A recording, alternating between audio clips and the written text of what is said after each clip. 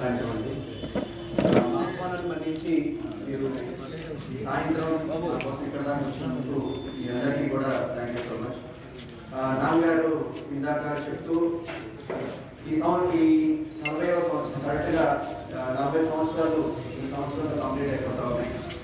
అయితే ఈ 40 వసంతాలు కూడా చాలా ఒడిదుడుకులు ఉన్నప్పటికీ కూడా మీరందరూ కూడా మాకు నాన్నగారికి ముఖ్యంగా వెన్నట్టు ఉండి సహాయం చేసినటువంటి ప్రతి విలేకరికి కూడా ముందుగా కృతజ్ఞతలు. మీలో కొంతమంది మా పేరెంట్స్ ఉన్నారు. మాకు మొదటి నుంచి కూడా యాజ్ ఏ పేరెంట్గా మా దగ్గరికి వచ్చి మీ పిల్లలు ఎలా అయ్యారు, ఆ తర్వాత ఎలా అభివృద్ధి చెందారు అనేది మీరే బెస్ట్ ఎగ్జాంపుల్. ఇకపోతే నేను ముఖ్యంగా సిబిఎస్ఈ స్కూల్ గురించి మాట్లాడాలనుకుంటున్నాను.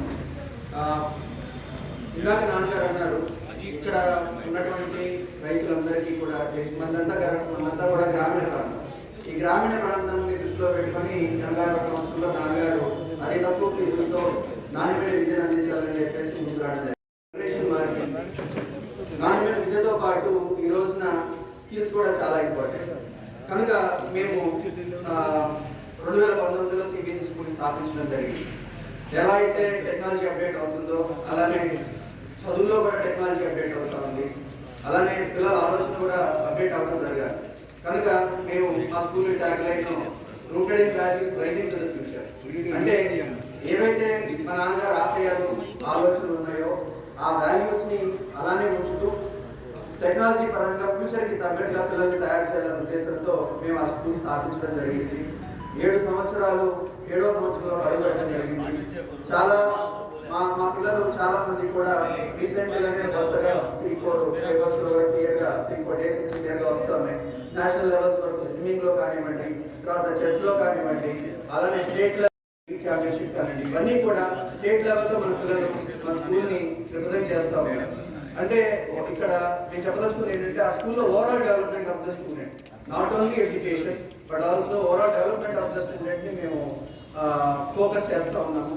అందుకే రైజింగ్ టు ద ఫ్యూచర్, వాళ్ళ ఫ్యూచర్కి ఏవైతే స్కిల్స్ కావాలో దానికి అనుగుణంగా మేము మారుస్తూ వచ్చాము.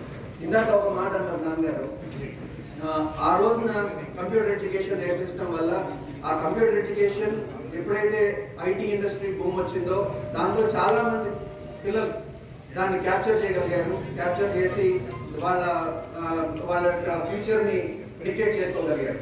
అలానే ఇప్పుడు మేము కూడా ఏంటంటే ఏఐ, తర్వాత రోబోటిక్స్, స్టెమ్ ఎడ్యుకేషన్, వీటన్నిటిని దృష్టిలో పెట్టుకొని ఈ రోజునటువంటి నెక్స్ట్ కమింగ్ ఫ్యూచర్ ఎలా ఉండబోతుంది అనే దాన్ని దృష్టిలో పెట్టుకొని మా పిల్లలకి ఇప్పటి నుంచే వాటి మీద ఫోకస్ చేయడం జరుగుతుంది.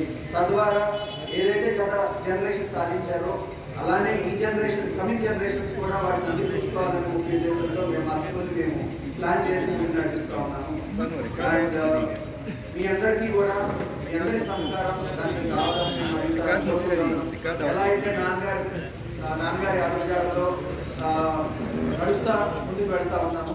మీరు ఎలా అయితే కోఆపరేట్ చేశారో మాకు కూడా అలానే కోఆపరేట్ చేయాలని మీ అందరినీ కూడా కోరుకుంటూ నాకు అవకాశం ఇచ్చినట్టు మీ అందరికీ కూడా థ్యాంక్ యూ సో మచ్.